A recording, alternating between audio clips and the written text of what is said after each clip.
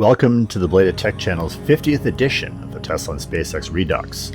We are reviewing the milestones that occurred on each day in the week of August 30th through September 5th in the history of Tesla, SpaceX, Starlink, The Boring Company, and Elon Musk's other various business ventures.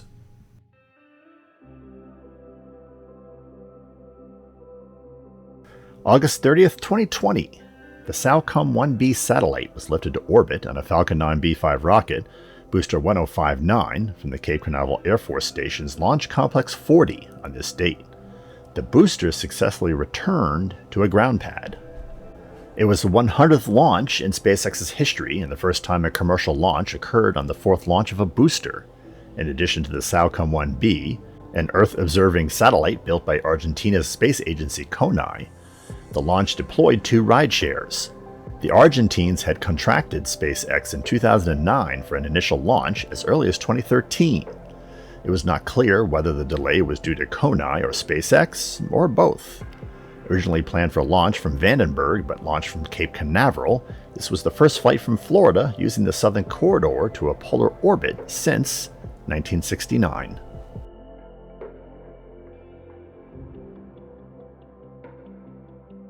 August 31st, 2020. Tesla stock underwent a 5-to-1 split on this date. The change reduced the price from about $2,500 per share to $500 per share. The split did not change the value of investors' total holdings of the company. Rather, it just grew the number of shares making up their portfolios. Tesla stockholders received 4 shares for each share that they held. The move renewed speculation by Wall Street analysts that Tesla would finally be added to the blue-chip S&P 500 index. The stock split increased trading volume and liquidity. The company had posted a consistent run of profitable quarters, and the stock possessed a very large market capitalization, key requirements to be added to the index.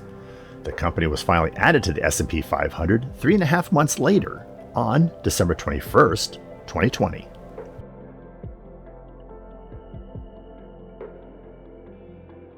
September 1st, 2016. The Amos-6 satellite and its Falcon 9 rocket, Booster 1028, were destroyed in a launch pad explosion on this date. The booster was undergoing propellant filling procedures prior to a static test fire. Fortunately, the pad was clear of personnel and there were no injuries. Cape Canaveral Air Force Station's Launch Complex 40 was put out of action until December 15, 2017's CRS-13 mission. SpaceCom replaced the Amos-6 with Amos-17 in a SpaceX launch on August 6th of 2019. SpaceX released an official statement in January of 2017 indicating that the cause of the failure was a buckled liner in several of the composite overwrapped pressure vessels used to store helium, which pressurized the stage's propellant tanks. Liquid or solid oxygen accumulated underneath the lining, which was then ignited by friction. SpaceX switched to performing static test fires without payloads.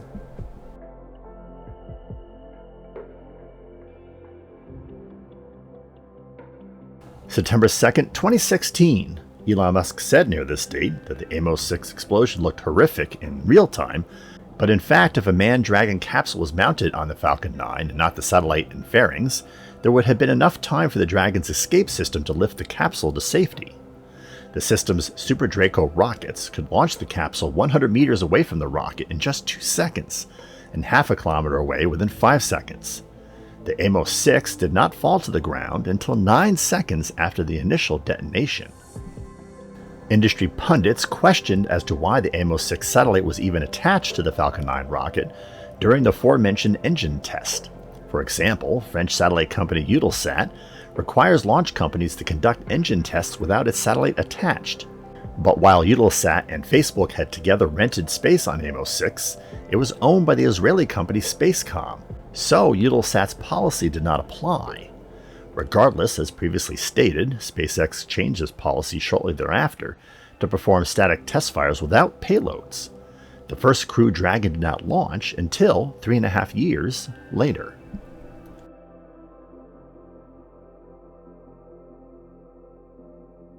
September 3rd, 2015. Musk tweeted near this date that the Model 3 would begin production in 2 years and be priced as low as $35,000. In fact, production began on July 7, 2017, However, Tesla's Fremont plant had serious problems in producing the car. The company only managed to manufacture about 1,500 units by the end of the year. After retooling its production line, the company finally began to produce Model 3s in volume in 2018 and started producing that car and the similar Model Y in relatively high volume in 2019 and 2020. As for the $35,000 Model 3, it was available but extremely hard to find. Tesla eventually stopped listing it as an option on its website and only made it available off-menu by selling the car for $38,000 with a $3,000 discount for some software-locked features.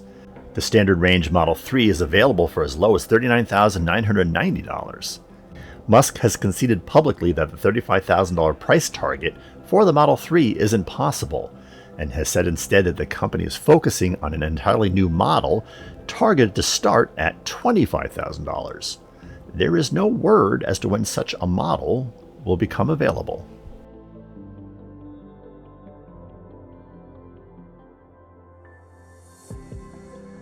September 4th, 2015, freelance journalist Amanda Schaffer argued in the MIT Technology Review near this date that Elon Musk deserved little credit for the success of Tesla and SpaceX. Regarding Tesla, she wrote, quote, "Tesla's success is undergirded by public sector investment and political support for clean tech. Tesla relies on lithium-ion batteries pioneered in the late 1980s with major funding from the Department of Energy and the National Science Foundation, has benefited significantly from guaranteed loans and state and federal subsidies, and reached a loan agreement with the Department of Energy worth $465 million. In addition, Tesla has received $1.29 billion in tax incentives from the state of Nevada, and an array of other loans and tax credits, plus rebates for its consumers, totaling another $1 billion. In a similar vein, Schaffer wrote about SpaceX, quote, "In 2008, after 3 failed tries, SpaceX launched its first rocket, enough to earn it a $1.6 billion contract from NASA for flights to the International Space Station. Years later, most of the company's work and plans involve flights to the ISS, which itself exists only as the result of public investment. The core technology of space travel depends heavily on NASA's funded work. SpaceX is not driving the future of space exploration. It is capitalizing on a deep pool of technology and highly trained people that already existed."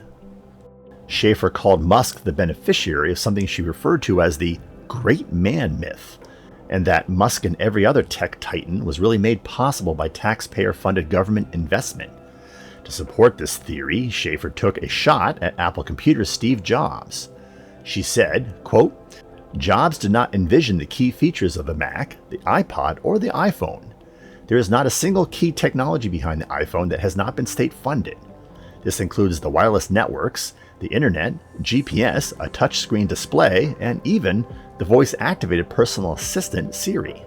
Schaffer concludes, quote, "Do we really think that if Jobs and Musk had never come along, there would have been no smartphone revolution, no surge of interest in electric vehicles? Rather than placing tech leaders on a pedestal, we should put their successes in context, acknowledging the role of government not only as a supporter of basic science, but as a partner for new ventures. Otherwise, it is all too easy to denigrate public sector investment, eroding support for government agencies and training programs, and ultimately putting future innovation at risk." Related Tech's review of Schaffer's writings reveals a body of work sold to prestige corporate media outlets and left-leaning magazines on the back of a socialist and intersectionalist viewpoint. This slant is likely the source for several inaccuracies in the quotations we just read. It doesn't invalidate her point regarding federal and state subsidies for Tesla and its customers, which is absolutely true, or her observation of SpaceX's early reliance on the ISS resupply program and the commercial crew programs for much of its funding, which is also true. She also makes a valid observation that Musk and Jobs relied on talented teams of designers, engineers, and scientists to make Apple, Tesla, and SpaceX possible. But the very idea that mixing local, state, and federal agency money, along with private sector employees, into a bowl spontaneously creates wealth and innovations is ludicrous. The market economy and federal republic structure of the United States does provide the necessary framework. but it is the Elon Musk and Steve Jobs types in the population that act as the necessary catalyst. For most of NASA's successes over its 70-year history, it is private companies and their pioneering CEOs that made the bulk of those successes possible. It is the parasitic contractors with managerial executives and feckless government bureaucrats grifting off of the public till that have been at the root of the agency's biggest failures. And electric vehicles had not been mass-produced in the US in 100 years until Tesla made an all-or-nothing bet during the Great Recession, a bet that would not have been placed without Musk, with or without any of the subsidies and credits from the government.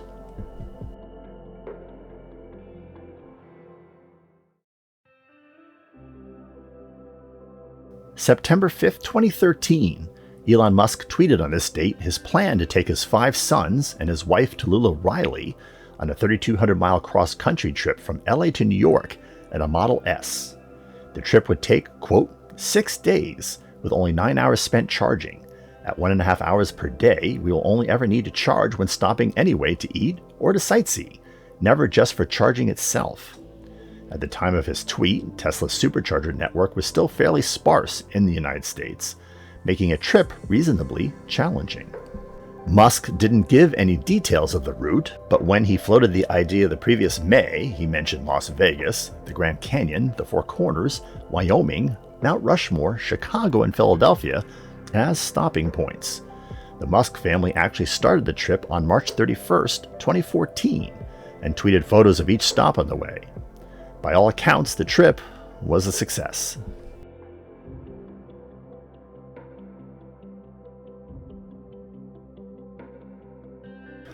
Before we get to the current event of the week, we wanted to see if you enjoyed this 50th episode of Belated Tech's Tesla and SpaceX Redux. If so, click that like button.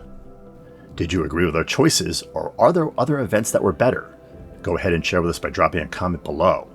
And if you have suggestions for an event in the future, we'll take those too. We'll credit events we pick for future videos to those viewers that post them. We hope you have been enjoying our content. Have we earned your subscription to our channel? If yes, and you have not yet taken the opportunity to subscribe, please take a moment to do so now and click the bell notification icon so you don't miss upcoming videos. We want to continue delivering great content to you. You can always unsubscribe, and subscribing is free. On July 26, 2021, NASA awarded SpaceX a $178 million contract to launch the Europa Clipper Jupiter Moon expedition. Scheduled to launch in October 2024 on a Falcon Heavy rocket, the interplanetary mission will study whether Jupiter's icy moon Europa could have conditions suitable for life. Key mission objectives are to produce high-resolution images of Europa's surface, determine its composition, look for signs of recent or ongoing geological activity, measure the thickness of the moon's icy shell, search for subsurface lakes, and determine the depth and salinity of Europa's ocean. NASA's 1989 Galileo mission to Jupiter revealed the possible presence of an ocean below Europa's surface. The Europa Clipper will seek to verify the presence of this ocean by measuring tidal distortion from the nearby gas giant. If there is a liquid ocean, the tides should deform the surface by about 100 feet. If the moon is instead frozen through, the tide should stretch the surface by only a few feet.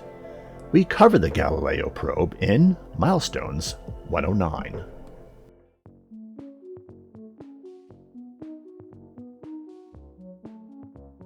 Links to some of our most recent episodes can be found in the description section below.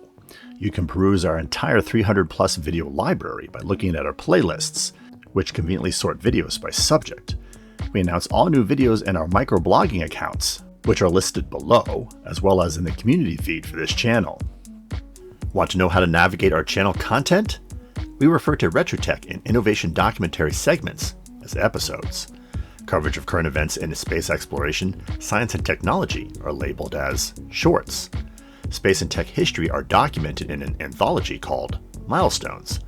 And gameplay recordings can be discovered on the Belated Tech gaming channel in videos called Walkthroughs and Side Missions.